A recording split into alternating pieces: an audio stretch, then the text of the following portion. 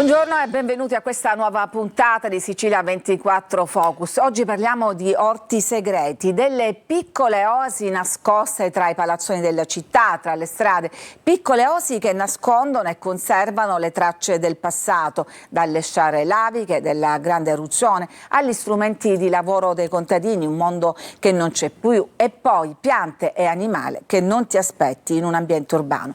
Sono dei polmoni verdi di cui una città come Catania, che ha una percentuale di verde bassissima, ha un grandissimo bisogno e che però pochi conoscono e pochi volenterosi si sono impegnati a tutelare. Parliamo intanto degli orti della Susanna, della Timpa di Leucatia, del parco di Monte Po. Parliamo di 45, 20, 200 ettari di terreno da salvare dalla cementificazione. Proprio ho preso questi tre fra i tanti che potrei citare a Catania, piccole aree non cementificate, perché su questi tre si è concentrato l'impegno di associazioni e comitati di cittadini per trasformarli in tre grandi parchi urbani, una sorta di riserve naturali proprio all'interno della città. Ne parliamo di questo con i nostri ospiti che vado subito a presentarvi. Con noi in studio c'è Giuseppe Rannisi, che è il presidente del comitato Orti delle Susanne e anche presidente della LIPU, la Lega Protezione Uccelli. Benvenuto. Grazie, buongiorno. E poi in collegamento con noi c'è Marco Rubino, sindaco di Sant'Agata Battiati, nel cui territorio ricade una parte della Timpa di Leucatia. Benvenuto. Grazie, buongiorno a voi e ai vostri telespettatori. E ci colleghiamo anche con Boris Benche, vulcanologo di LNGV, che ci dirà anche il valore di queste sciare laviche. Buongiorno. Allora, partiamo dalla Timpa di Leucatia. Perché? Perché è quella che è finita al centro dell'attenzione recentemente, purtroppo a causa di non uno ma più di un incendio che ha colpito questa zona, incendi dolosi, sono intervenuti. Sindaco, però come si fa ad evitare che la manina dolosa, come in questo caso, metta a rischio quello che poi capiremo il grande valore naturalistico che può contenere? Beh, la cattiveria della gente, purtroppo oggi c'è grande poco rispetto e grande poco senso civico, ecco, che porta alcuni ad dare fuoco a 2 o 3 sacchetti di immondizia buttata lì illegalmente la sera, magari la notte, e ne approfittano. Quello che stiamo realizzando, io insieme al collega di Catania, al sindaco, abbiamo deciso quel tratto di strada che si vede. Perché questa Timpa ricade in parte nel suo territorio, Sant'Agata dei Battiati, per una gran parte in quello del comune di Catania, quindi sarebbe un parco intercomunale. Questo per spiegare ai nostri telespettatori. Quindi cosa state facendo? Sì. È un parco intercomunale, però per la maggiore i territori sono totalmente privati. Noi altri come Sant'Agata dei Battiati abbiamo un piccolo lembo di strada. Quello che stiamo realizzando, dicevo, insieme col sindaco, chiuderemo questa strada al traffico veicolare, anche se è una strada chiusa, e permetteremo soltanto l'ingresso pedonale. Io personalmente dal mio lato, dal lato sinistro, dalle immagini che vedete, sto installando 2 telecamere proprio per evitare l'uso con poco senso civico di scaricare lì dei rifiuti che, ci tengo a dire una cosa assai importante, a poche centinaia di metri ho un'isola ecologica dove ogni tipologia di rifiuto noi la accogliamo, anche i rifiuti, sai, laterizi, quando ristrutturano una cucina, un bagno.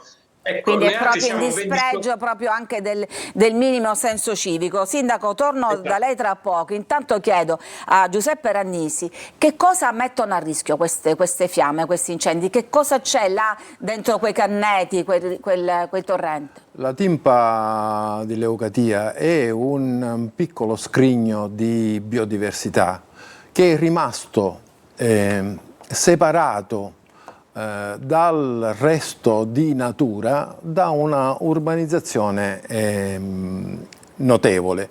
Quindi è una piccola isola che ha pochissimi scambi con l'esterno. E cosa c'è al suo quindi interno? che cosa significa questo? Che materialmente gli animali che ci sono là dentro non hanno la possibilità di scambiare, e sono animali tutti quanti di particolare pregio naturalistico. Abbiamo il granchio di fiume, ad esempio, che vive proprio nel corso d'acqua, ma abbiamo anche il discoglosso, abbiamo il gongilo, tanto per dirne, detto anche tiraciato, ecco, forse lo conoscono meglio così, tiraciato in dialetto catanese, e sono valori importanti, peraltro tutelati anche dalla direttiva europea Habitat. Quindi questo piccolo lembo di terra va senz'altro preservato, in attesa di poter eventualmente espanderlo in maniera tale che questi animali, che geneticamente sono in questo momento isolati, possano scambiare con l'esterno. Aggiungo anche che all'interno di questo appunto piccolo scrigno, come lo chiamava Pippo Rannisi, c'è anche un corso d'acqua, il torrente Leucatia, un canneto, un'antica mulattiera, i resti di un acquedotto, un ecosistema insomma che ci ricorda Catania com'era, e poi naturalmente delle sciare laviche. Andiamo da Boris Benke, vulcanologo dell'INGV, perché le sciare laviche, ricordo traccia dell'eruzione del 1669, hanno avuto fra l'altro il pregio di preservare alcune di questi lembi di terra, perché diciamo gli speculatori magari sulla lava hanno evitato di costruire. È così, no?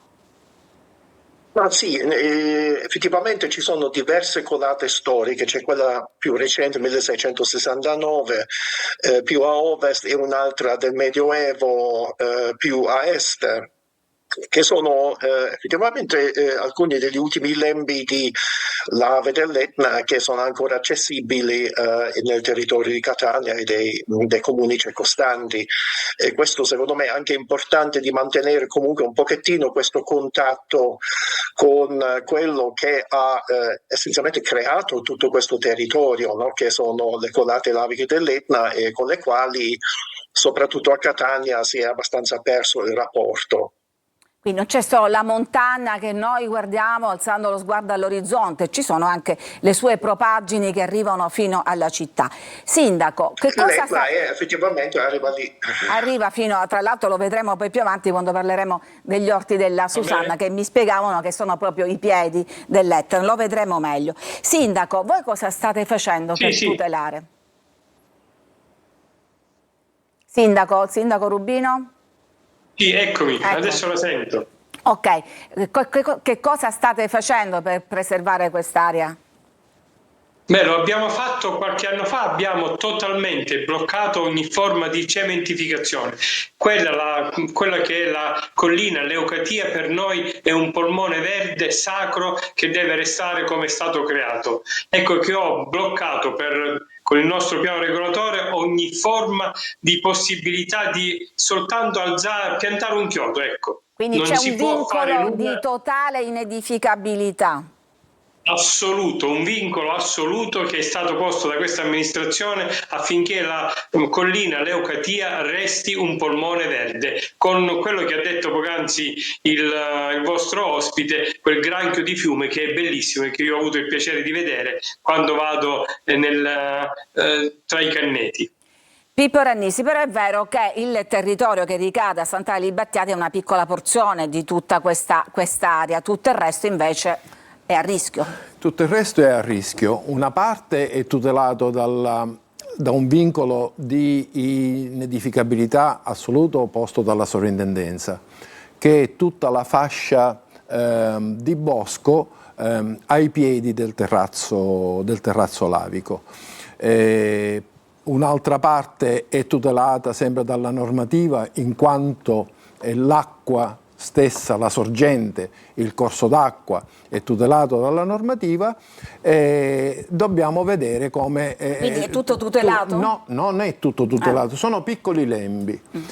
Tutto il resto va tutelato dal comune. D'altronde lo stesso comune nelle direttive per il PUG ha previsto una tutela particolare per la timpa di Leucatia. Quindi noi vorremmo che venisse non solo confermato con il nuovo PUG in corso Cioè di il piano redazione il piano generale. urbanistico generale, ma vorremmo che, così come ha fatto ottimamente il sindaco di Sant'Agata Libattiati, venisse posta l'inedificabilità assoluta su tutta l'area, perché noi abbiamo visto che da piccoli edifici o da edifici di una certa consistenza sono venuti fuori poi con l'approvazione del comune degli edifici con le ristrutturazioni di edifici molto consistenti, e quindi si parte da edifici esistenti che poi vengono ristrutturati che e poi non possono ristrutturati essere... con tutti i bonus e con tutte le diventano degli edifici consistenti, anche se sono dei piccoli edifici. Quindi noi vorremmo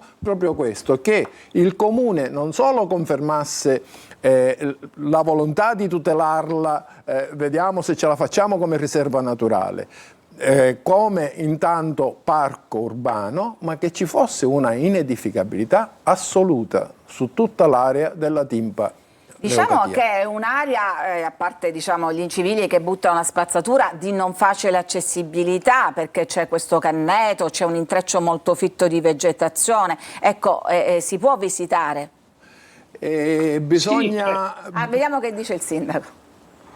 Certo che si può visitare. C'era fino a qualche tempo fa il professore Sperlinga che organizzava la domenica mattina delle escursioni ed erano molto belle, tra l'altro tanto partecipate anche da studenti, perché andava spiegando quali erano tutta la fauna e la flora che insistenti nella nostra collina. Io vi chiedo scusa, però desidero dire che il comune di Catania, lì ad esempio attaccati al comune di Sant'Agata Libattiati, hanno costruito qualcosa che non è stato ricostruzione o ristrutturazione, ma addirittura un edificio così grande che mi hanno denunciato, io ho denunciato loro perché tutti i materiali di risulta li hanno buttati sul canneto. Io sono arrivato al giudice a dire: ma questi materiali sono delle meteoriti, perché mi avete archiviato? Quando questi signori hanno chiaramente invaso una zona vastissima di canneto con tutti i materiali di risulta provenienti dallo scavo della ristrutturazione, no, ma della costruzione, che è ancora più grave chiaramente. È brutto da vedere.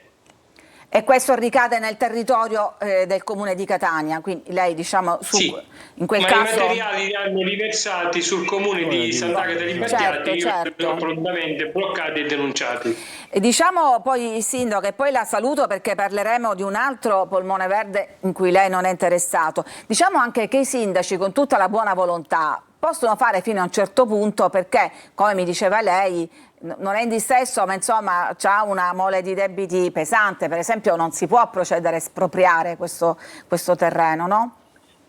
Io spero di qua a 3-4 anni di poter espropriare e fare quella collina un bel parco visitabile, cioè se entriamo lì con il senso civico, con dei vialetti naturali realizzati, a mio avviso fra 3-4 anni io spero di poter, eludendo ormai tutto quello che è quel debito che ho ereditato, pagato, per poter comprare questa bellissima collina che, salendo da via Leucadia appunto, vediamo in una maniera stupenda, perché è un verde meraviglioso dove c'è anche tanta acqua che purtroppo si perde, che allora io ne avevo parlato con il sindaco sempre trentino, ma allora era assessore all'urbanistica del comune di Catania, poter raccogliere per il parco Gioeni, perché è un'acqua che si perde meravigliosa. E questo progetto come è andato a finire, Rannisi? Sì, arriva già al Parco Gioeni quest'acqua, e comunque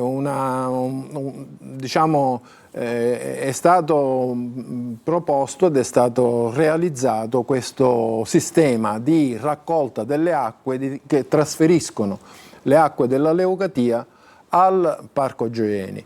È importante perché era acqua che andava a disperdersi in falda, quindi in questo modo si dà vita a tante piante che avevano bisogno di essere innaffiate. Boris Bench, stiamo parlando appunto del canneto, di quest'acqua, dei resti anche della civiltà contadina, e tutto questo attorno a queste sciare laviche che ci spiegavi sono di epoche diverse. E come interagiscono col paesaggio queste sciare? Ovviamente intanto ne controllano la morfologia, quindi ogni colata crea un nuovo rilievo e i fronti lavici formano delle scarpate e quindi creano essenzialmente un terreno abbastanza pavimentato. Sono permeabili queste o sono impermeabili le sciare laviche? No, sono permeabili, tutti i materiali vulcanici sono altamente permeabili e essenzialmente la presenza di questo materiale vulcanico è quello che garantisce la presenza di acqua nell'area etnea. Quindi fa una sorta di filtro, possiamo dire. Sì, è un po' come una spugna che assorbe l'acqua che ricade sull'etna, ovviamente poi la stocca e la pulisce, quindi filtra l'acqua. E avere delle zone dove ancora questo terreno vulcanico sia libero sotto il cielo, ovviamente c'è questa capacità di assorbire l'acqua, mentre dove il terreno cementificato l'acqua scorre in superficie, e questo lo conosciamo, è un grosso problema quando ci sono le piogge forti, l'acqua scorre in superficie e poi ce la troviamo tutta in via Etnea, sì, no? In piazza Duomo insieme ecco ai tavolini la del goccia bar. che comincia a Nicosi e finisce in via Etnea a Catania. Sindaco, un'ultima riflessione a lei, poi chiudiamo questa parte. Dottoressa, innanzitutto vi ringrazio per la vostra sensibilità per dare voce a questi luoghi dove io sono da 9 anni sindaco, ho combattuto affinché non si costruisse nemmeno a ridosso del comune di Sant'Agata dei Battiati, perché davvero è uno scempio, lo dico con estrema chiarezza, il cemento lì dovrebbe essere pari a zero, anche le strade che cercano di realizzare strade con tubazioni, la natura deve essere lasciata per come è nata, anche perché siamo totalmente circondati da case grandissime, quando invece c'è quel fatto che prendersi cura di quei piccoli animaletti, ma di tutta quella buona acqua. Io mi auguro che con le vostre trasmissioni, tante trasmissioni vengano fatte, nasca sensibilità nel rispetto del creato, nel rispetto della buona natura. Grazie, la ringraziamo, quindi un sindaco ambientalista, fa piacere saperlo. Ringraziamo quindi Marco Rubino, sindaco di Sant'Agata dei Battiati, lo salutiamo perché adesso ci fermiamo per una breve pausa di pubblicità, poi ci spostiamo in un altro quartiere, Cibali, alla scoperta degli orti delle Susanne.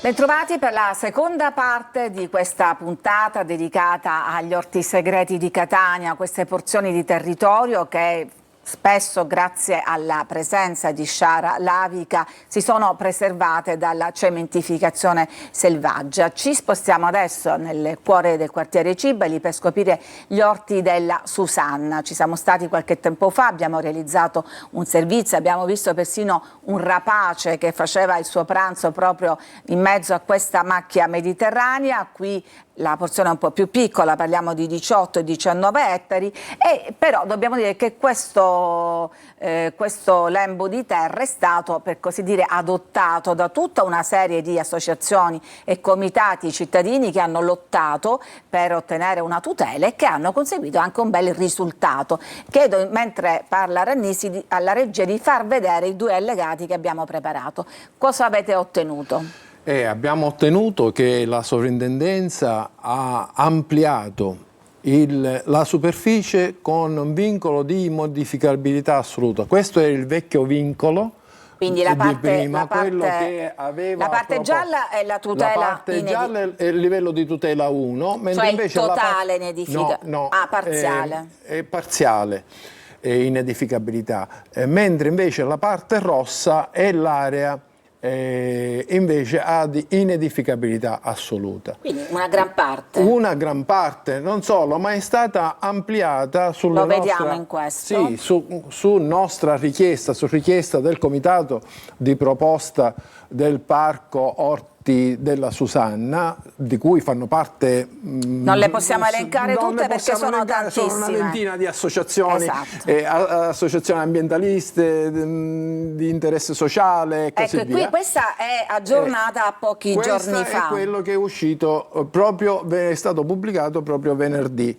Vedete che l'area rossa è aumentata notevolmente, soprattutto lungo i margini, poi è stata inserita una nuova area rossa, cioè livello di tutela 3, immodificabilità assoluta, e la parte che prima era a livello di tutela 1 è passata a livello di tutela 2. Questo che cosa significa? Significa che il livello di tutela è rafforzato. E questo cosa significa, lo dico io ai nostri telespettatori, che il territorio diventa meno appetibile per eventuali costruttori? Sì, di fatto... Perché è in vendita questo terreno, diciamo, no? Sì, il consorzio ha intenzione di venderlo, perché il consorzio di liquidazione, proprio perché deve andare, deve toglierselo, e il comune di Catania è interessato. ha manifestato più volte di volerlo acquistare. Il fatto che ci sia un maggiore livello di tutela significa che è meno appetibile da un punto di vista urbanistico, per cui anche il valore dell'area riteniamo che possa essere ridotto.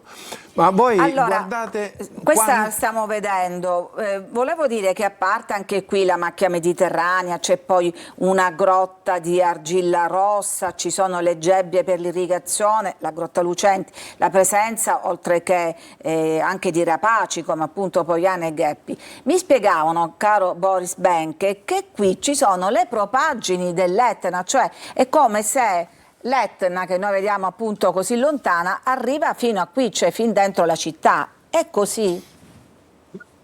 Effettivamente, in realtà l'Etna arriva a mare, cioè tutto quella scogliera e gran parte del territorio del comune di Catania sta sulle lave antiche dell'Etna, si è espanso anche sulle colate storiche come quella del Medioevo di Onnina e quella ovviamente famosa del 1669, quindi siamo pienamente sull'Etna e sono forse gli unici luoghi dove i catanesi avrebbero la possibilità di prendere un contatto veramente diretto con questo tipo di territorio che ha creato praticamente la loro patria, no?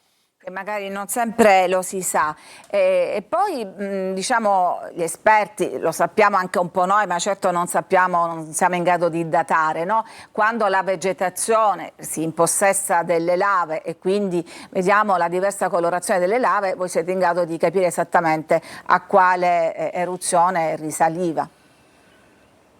Effettivamente abbiamo adesso una cronologia abbastanza precisa delle lave sulle quali poggia il terreno di Catania e quindi sono colate che vanno indietro fino a 10-12 mila anni fa e poi ci sono quelle di circa 5.000 anni fa che sottostanno tutta la parte moderna, diciamo, di Catania e poi quelle, ecco, le due ultime storiche del Medioevo di Onnina e quella del 1669. Ma c'è un'altra testimonianza che non è per nulla segreta, anzi è sotto gli occhi di tutti coloro che passano dalla tangenziale, no Boris Benche? Quella la vediamo tutti, magari sì. Nessuno la sa interpretare. Di cosa parliamo?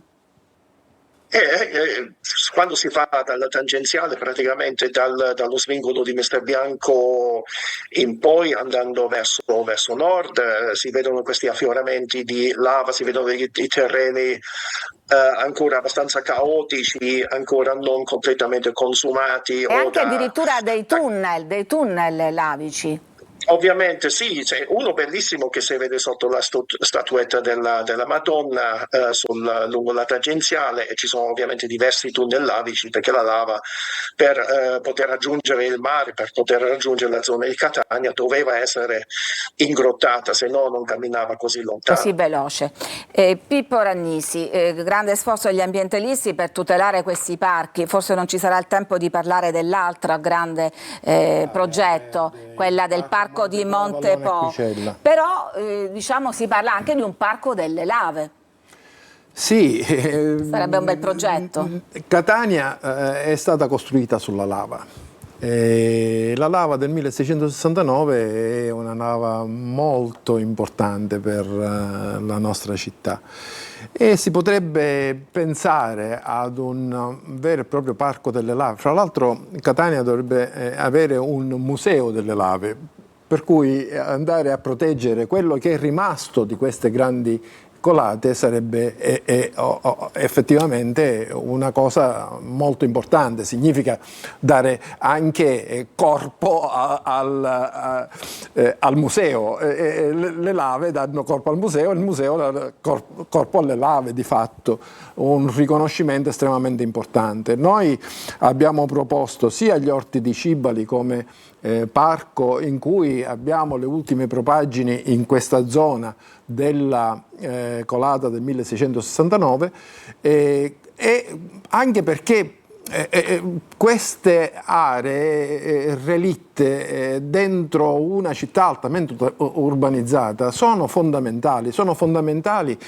Fra l'altro la stessa Unione Europea con la Restoration Law ci impone di aumentare le aree verdi all'interno della città per combattere il cambiamento climatico, per migliorare la biodiversità. Paradossalmente in città noi abbiamo più fauna rispetto ad altre aree in cui i pesticidi, gli erbicidi hanno distrutto tutto. Quindi il valore della biodiversità in città è diventato veramente centrale. Quindi intanto avete raggiunto dei risultati e continuerete a lottare anche per il parco di Montepo. A che punto siete brevemente? Il parco di Montepo è stato aggiudicato il progetto, che diciamo è un progetto molto più ambizioso. Allora, noi avevamo proposto un parco non avevamo proposto perché ancora la nostra proposta vive. E abbiamo proposto un parco di oltre 200 ettari che arrivasse dalla collina di Montepo fino a mare, fino alla foce dell'Acquicella. Quindi sarebbe un parco verde e un parco blu contemporaneamente, perché significa proteggere un corso d'acqua. Sì. Quasi dall'inizio fino alla fine.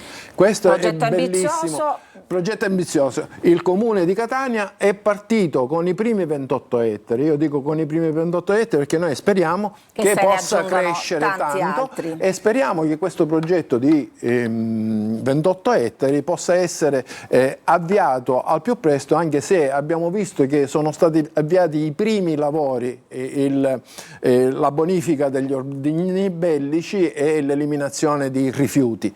Però aspettiamo e faremo una festa quando il progetto inizierà nella sua forma più completa. Boris, siamo in chiusura, un ultimo commento. Intanto volevo dirti, appunto, ricordiamo ai catanesi che non basta correre sull'Etna quando c'è un'eruzione, perché l'Etna ce l'abbiamo anche sotto i piedi. E a proposito, ma che sta facendo l'Etna? Come si sta comportando?